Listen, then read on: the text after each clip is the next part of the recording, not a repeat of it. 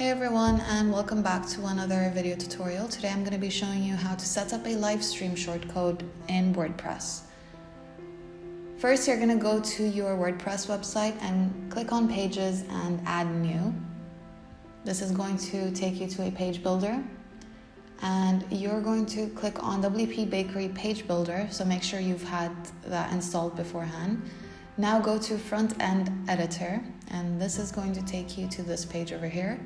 And you'll want to type in a page title. I'm just naming it Shortcode Sample. Save changes and close. Now I'm going to add a text block and just leave this sample text over here. Save it, close once again.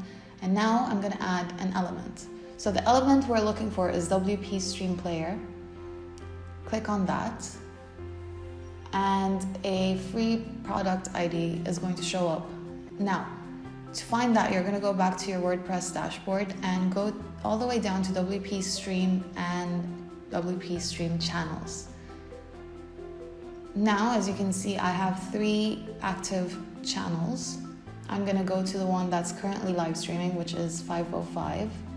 So copy that and just paste it or type it, save changes, and you'll see it show up right about now. And this is how my live stream looks like.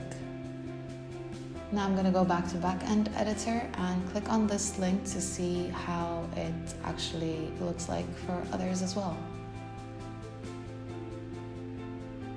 And that's it for how to attach a shortcode using WP Stream Player.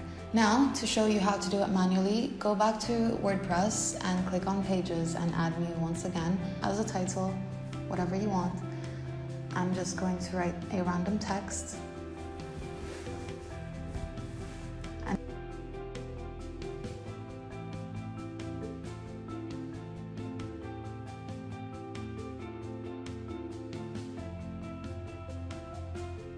Now I'm gonna click on the plus, which is gonna make me add a block, and I'm going to type in shortcode. Click on that and paste this over here. I'm going to leave it in the description box so that you can copy and paste it into yours as well. Now go to dashboard and go all the way down to WP Stream channels once again.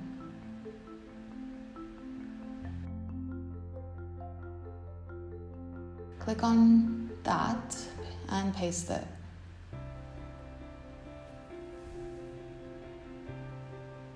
Now you're just going to want to preview it in a new tab.